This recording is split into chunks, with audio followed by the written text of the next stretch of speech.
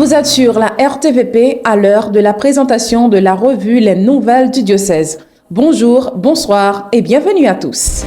Dans cette quatrième parution qui compile les 4 mois d'absence de la revue, l'évêque du diocèse de Port-de-Paix, Monseigneur Charles Peters Barthelus, présente la raison de ce retard qui est d'ailleurs une bonne nouvelle car l'équipe travaillait pour présenter une sortie physique de la revue.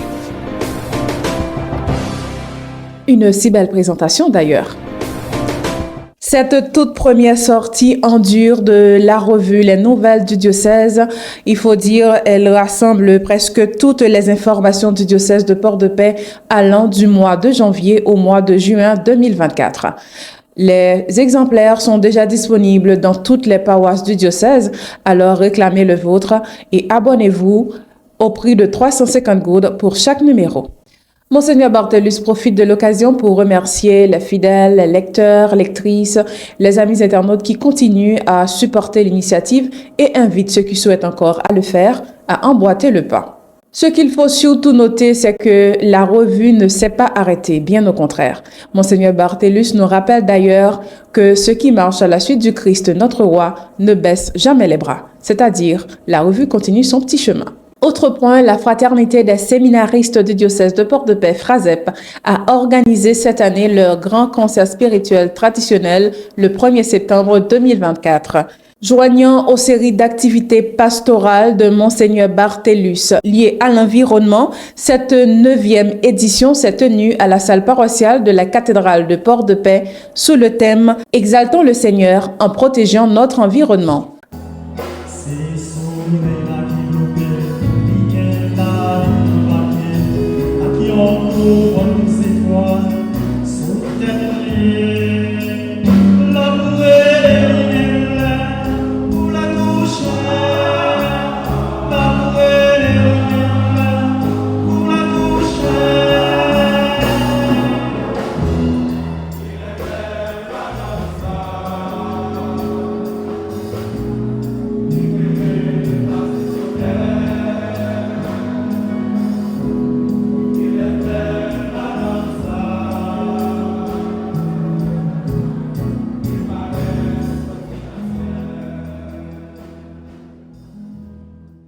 Rencontre avec les séminaristes du diocèse de Port-de-Paix.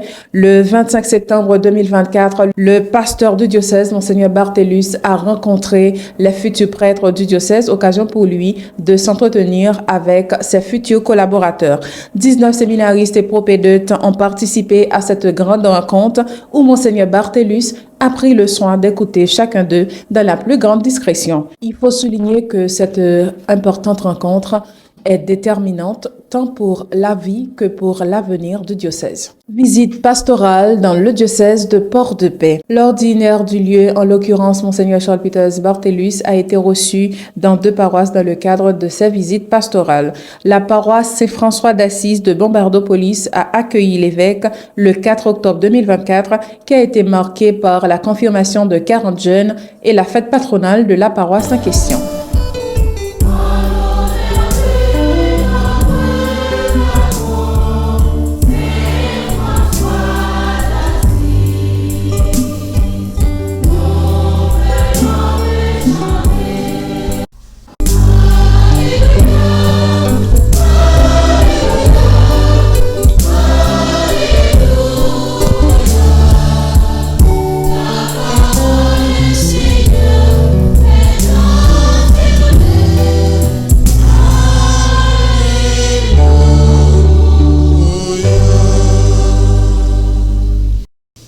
Avant moi commencer à parler avec nous, frère Maxime, je demande nous pour nous prendre 1 minute de silence dans la mémoire victime sayo hier dans le massacre Ponsondé dans la Tibonite. Frère Maxime, je dis à ces fêtes patron François d'Assise. C'est avec un pile cœur content nous t'a remis pour nous fêter fête ça. Mais là nous regarder, il y a 3 situations qui empêche de gagner un cœur content ça. Mais gagner un cœur content que nous gagnons, jodi a, pas de monde qui a retiré l'emmène. Cœur content, présence, bon Dieu, dans mi-temps. Ça, c'est pour nous lier. Là où 2 ou 3 sont réunis en mon nom, je suis présent au milieu d'eux. Parallèlement, la paroisse Notre-Dame de la Visitation de Desforges, qui célébrait ses 10 ans de fondation, a été gratifiée par la présence du prélat le 5 octobre 2024. Sa visite de l'évêque du diocèse constituait l'occasion pour lui de maintenir un contact avec les membres du peuple de Dieu. Autre point important dans cette 4e sortie, comme à l'accoutumée, le collège Notre-Dame de Lourdes, CNDL, a lancé l'année académique 2024-2025 dans une messe d'ouverture célébrée le 11 octobre 2024 en la cathédrale de l'Immaculée Conception de Port-de-Paix. Avec environ 1 millier d'élèves animés par ceux de la classe terminale, la célébration eucharistique a été présidée par le premier responsable du collège, en l'occurrence Monseigneur Bartellus. Ce dernier qui a profité de l'occasion pour encourager les jeunes à prendre au sérieux leurs études par le chemin le plus sûr, qui est la discipline. Chaque année vient avec circonstances et défis pâles.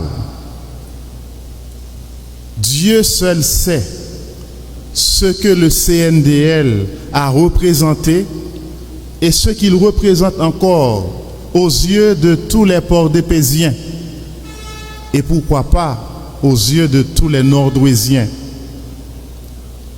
On reconnaît, dit-on, l'arbre à ses fruits. Et l'arbre ne produit que ce qu'il est destiné à produire, à condition de toujours créer un environnement qui favorise sa croissance et son efficacité. Chaque monde qui l'a connaît que la meilleure façon pour un jardin, bah, bon gens récolte, c'est leur sacler, ou rouser, ou nettoyer, ou bal bon qualité soin pour le capable bail en pile fruit.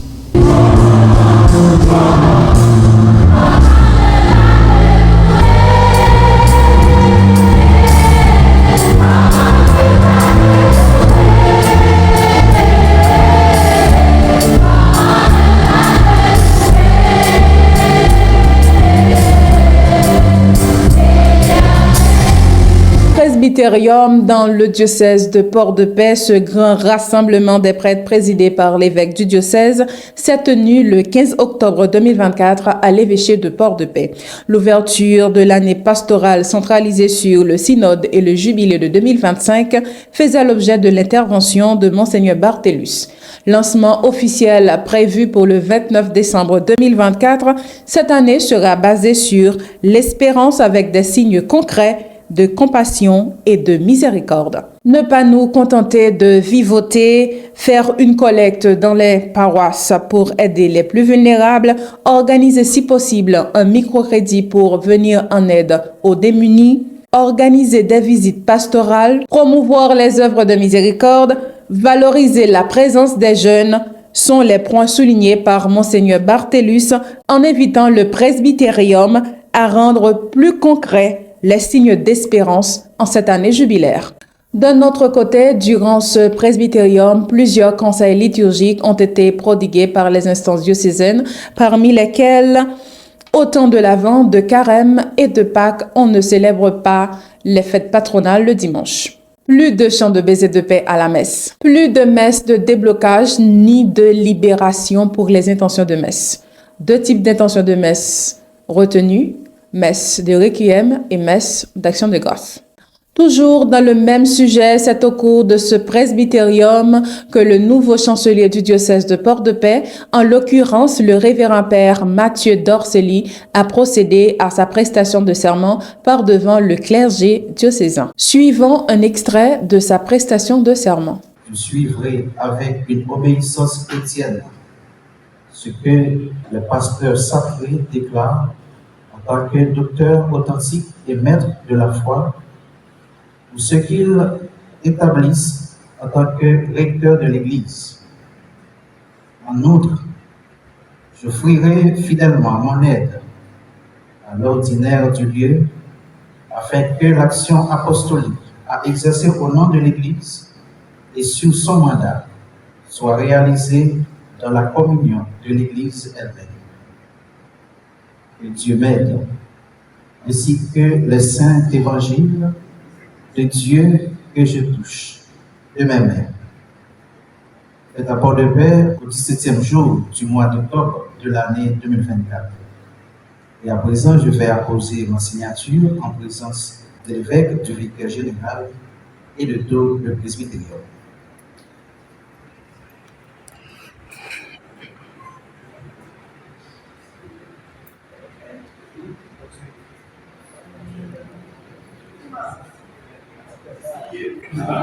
Je vous invite de l'applaudir.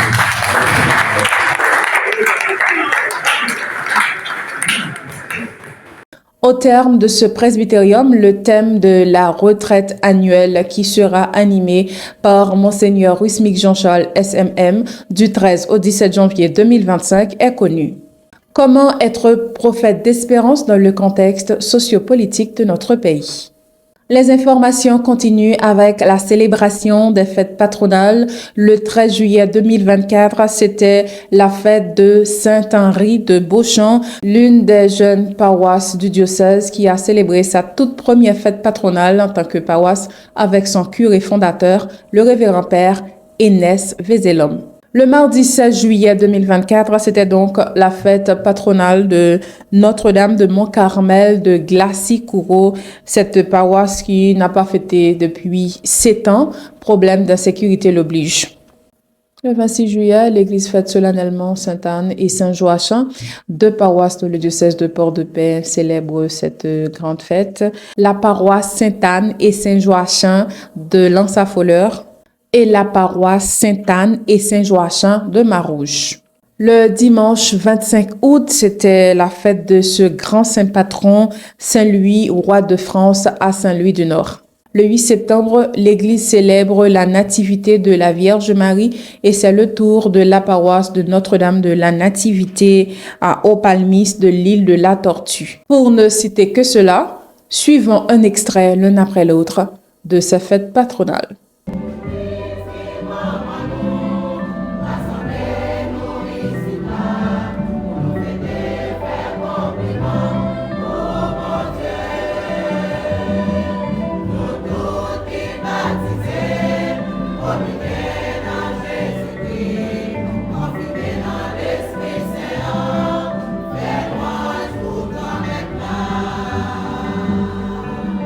Nous rassembler au nom papa, à petit là, à l'Esprit Saint.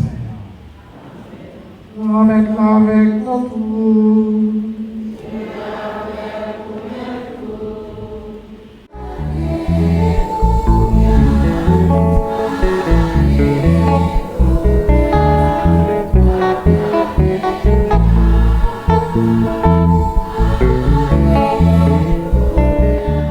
Pèlerins venus de partout, paroissiens, paroissiennes de Saint-Louis-du-Nord, frères et sœurs dans le Christ. Chaque 25 août, nous avons l'habitude de fêter fête patronale nous ici, dans Saint-Louis-du-Nord.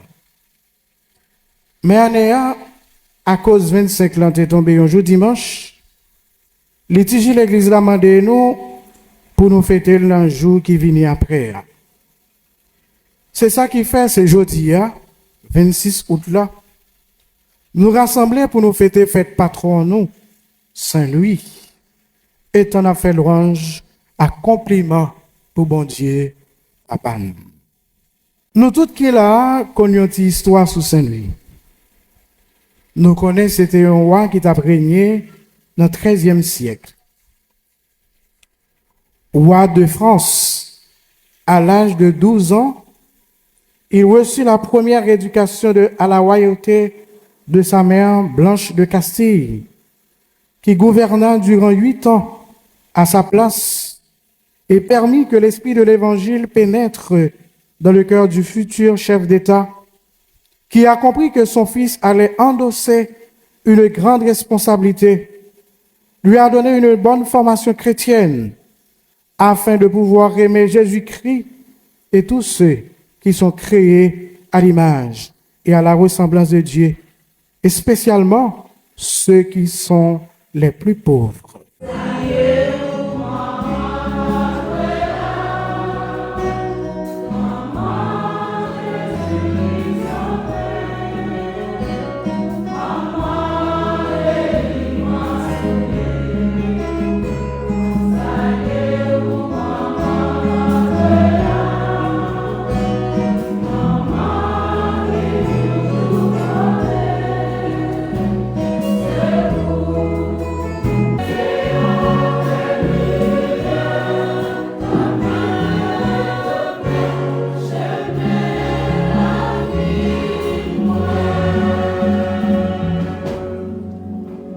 Nous vivons aujourd'hui dans la communauté de Sauval un moment d'émerveillement.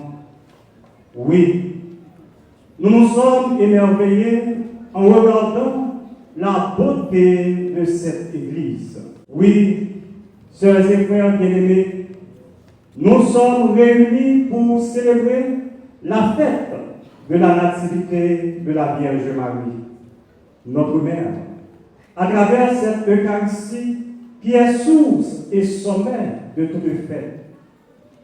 Cette fête a une importance extraordinaire dans la liturgie de l'Église, qui est l'école privilégiée de la foi. Nous devons mettre accent seulement sur deux points. Nous parlons ensemble. Premier, c'est importance, naissance, maman nous Marie. Deuxièmement, faire yon pas en plus à Marie. Mesdames, Messieurs, c'est la fin de cette 4e sortie de la revue bimensuelle Les Nouvelles du Diocèse. Merci de votre fidélité. Restez branchés sur la RTVP.